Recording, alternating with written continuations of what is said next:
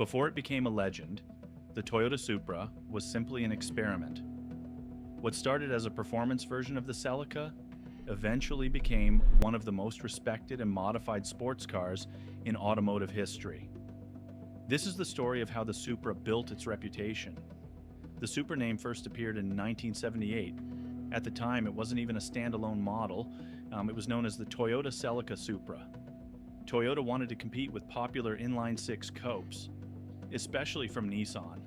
So, engineers extended the Celica platform and installed a smooth inline-six engine to create a more refined Grand Touring car.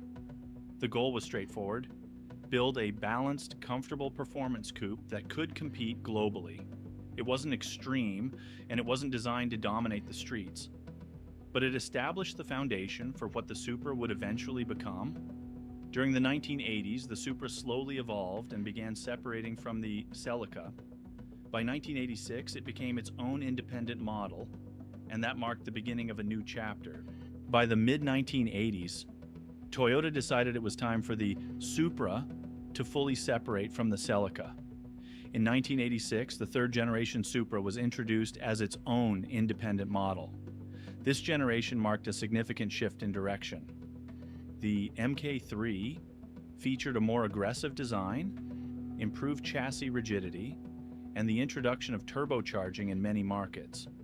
For the first time, the Supra was positioned as a serious performance machine, rather than a refined Grand Tourer. Under the hood, it carried a turbocharged inline-six engine that delivered strong performance for its time.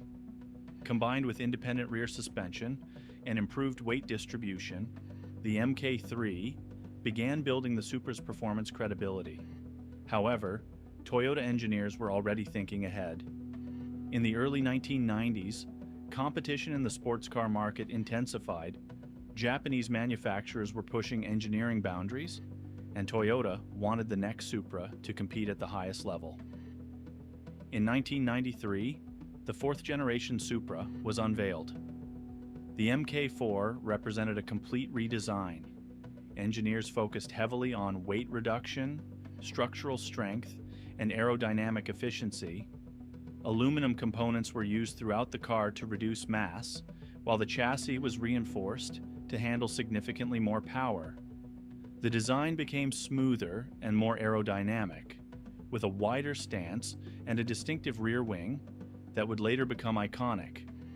But the most important change was hidden beneath the hood. At the heart of the MK4 Supra was the engine that would define its legacy, the 2JZ-GTE.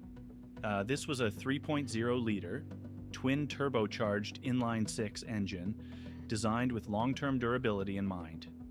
From the factory, it was officially rated at 276 horsepower in Japan due to the manufacturer's gentleman's agreement at the time. In export markets, it produced over 300 horsepower. However, what truly made the 2JZ special was not its factory output, but its engineering. The engine block was constructed from cast iron rather than aluminum.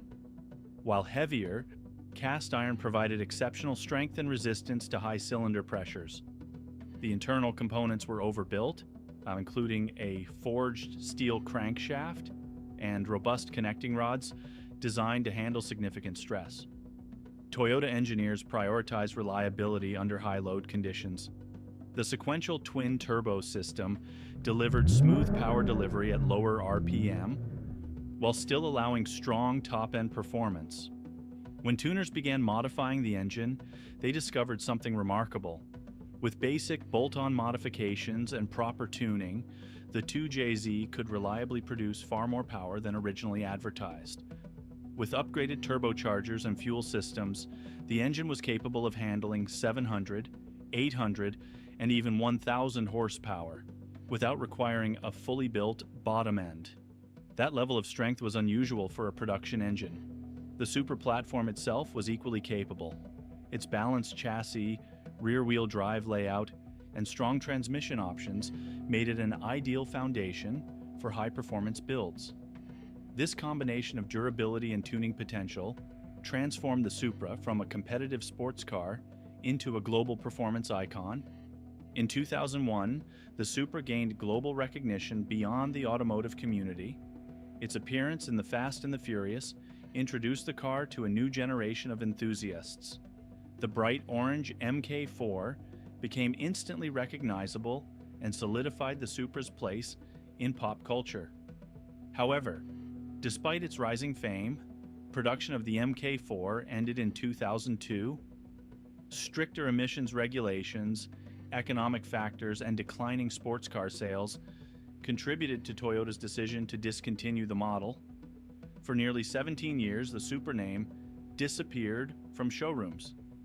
During that time, its reputation continued to grow. Clean examples became increasingly rare. Modified builds pushed the limits of performance even further. As the tuning community expanded globally, the MK4 became a benchmark for what a durable, over-engineered platform could achieve.